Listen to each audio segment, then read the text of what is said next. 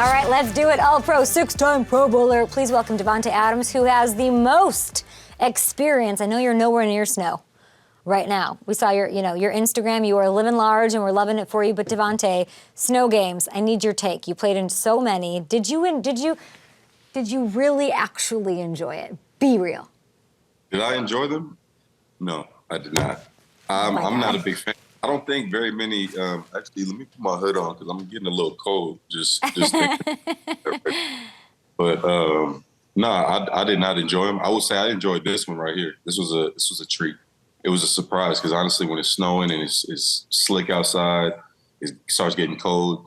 The ball isn't getting thrown around the same way. But this day, us and the football guys, we got together and we just completely disregarded what was going on with the atmosphere, and we got it in. I think I had like 140-something in that game and 3 tugs. So. 142, 3 touchdowns, 11 catches, win over the Titans, gets you to 12-3. You finished 13-3 with the 1 seed there. What do you make of, I like it, I don't love it in a big playoff game. How does it actually affect the game? Well, I mean, I would say the rain is always worse. Anytime it's wet, the snow is typically going to be drier. Mm-hmm. And I feel like this is true because I've been told this multiple times, but I think when it gets too cold, it doesn't snow. Like there's like something that happens up there in the whatever mesosphere, stratosphere, one of the spheres, and the letdown doesn't actually release. So typically if it's snowing, it means that it's not as cold as some of the other days, maybe in Green Bay or Chicago or whatever. But when it's still snowing, so at the end of the day, that's not fun. But it does mean typically that it's not as cold. So I want to know which player told you that, and what moment they just turned to you and gave you that fun fact. I don't even know if it was that. I think I might have did my own little research or something. I don't think it was a player that put me on game with that one. I think that was. Did you watch any of these games? I did. I didn't get to watch the full games. Other than the Chiefs game, I watched that one. But yes. Very, very interesting games. Okay, let's talk about them. The Chiefs. I feel like nobody's talking about them enough. 7th straight AFC Championship game. I know you have respect for that. Patrick Mahomes had this insane, iconic touchdown pass. Could you walk me through this and what you saw, how special this play is? Yeah, I mean, that's typical Pat to Kelsey. I mean, it's Pat doing his thing, extending plays and finding a way to keep the play alive until the very last minute. And lo and behold, here comes Travis running a route at like 60% and finds a hole and gets the ball thrown to him. I mean, that's how they do it. They find out. I'm not even so sure that they always have like a legit play call in the huddle. I think they just get in there and he just says, y'all run your routes, get open. I'm gonna mess around a little bit back here and I'm gonna find a way to hit you and find somebody.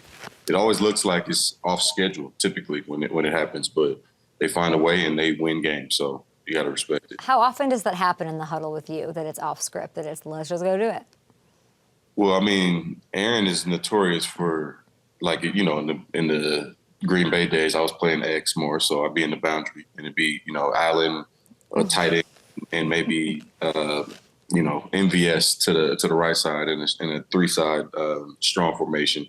And he'll say whatever the call is, whatever the concept that came through the headset, he'll echo that out to them.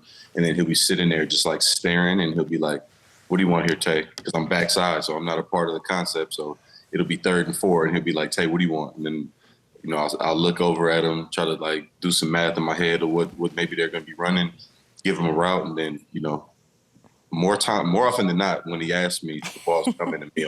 So, sometimes when you hear him fall in love with the concept at the beginning and then he blanks out, you already know where the ball's about to go. As a player who, I mean, you saw some of the Patriots still, like we all saw that, and now it's the Chiefs. How are you viewing, how do players maybe view, how do you view the Chiefs?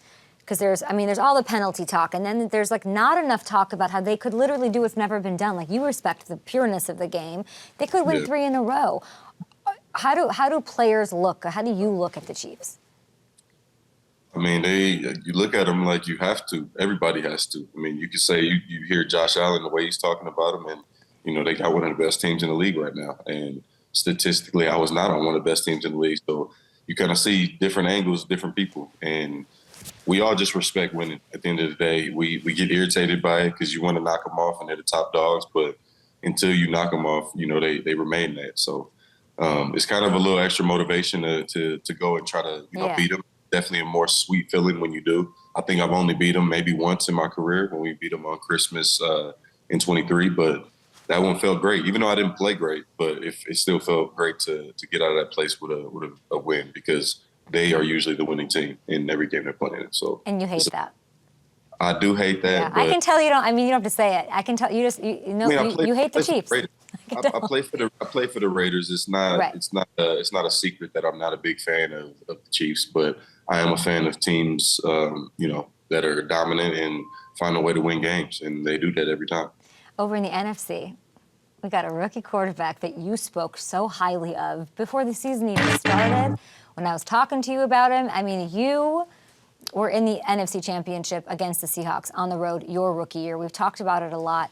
Is there anything that has stuck out about Jayden on this playoff run? Man, he honestly, and I know people are going to act crazy from me saying this, but I don't even mean it in any way other than just what I'm saying. But he reminds me a lot of just the temperament, the calmness, just the smoothness out there. He's a lot like J Love as far as like demeanor goes. And you never see him get worked up. He may put a ball out a little too far or somebody may not come down with it, which doesn't happen too much. But if it does, you can just feel it's like a different type of veteran feel back there. I mean, the kid's just sitting in the pocket, dialing it up, waiting for stuff to develop, hitting open receivers and then running the ball and running through people, doing a little bit of everything. It looks literally just like his Heisman year. And this is exactly why I wanted him in Vegas. I don't know if I would have ever had to leave Vegas if we would have been able to make that happen. But when you are the best talent in the draft, you're not going to drop past, wherever we were. So I understand that part as well. You always bring it back to the Packers. What do we like? I didn't think you were going to do that, but you always some way you bring. I didn't do that. I didn't do that. Nothing to the Packers. You did that. The J Love. I didn't say anything about Green Bay. I said Jordan Love. You did. I mean, that was the headline months ago. You said that you wish that you had gotten Jayden Daniels. Do you think he beats this Eagles team in Philly? Look, anything's possible. Best player in football right now is on the Eagles, so I don't know that I can say they're going to win the game, but I know that if there's anybody in the playoffs right now on the NFC side or on the NFC side from the beginning that's I feel like can take this, I feel like it's them, especially after this game. I'm not going to lie. I personally am always rooting for Jayden. I think that he's one of the best quarterbacks in the league, rookie. But I did not think they were going to win that game.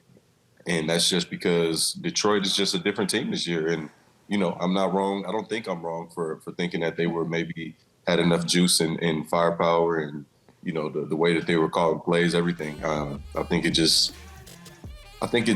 surprised a lot of people, but it also doesn't really surprise me. You and Terry McLaurin would be pretty fun together.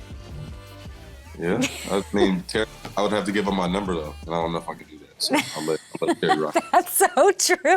Wait, you already thought about that. That was not, you have thought about that. No, I'm off the top with it. That's true. It don't take much. That's true. Adams, we appreciate it so much. And you've been champion Jayden. It's so fun to see. Enjoy the games this weekend.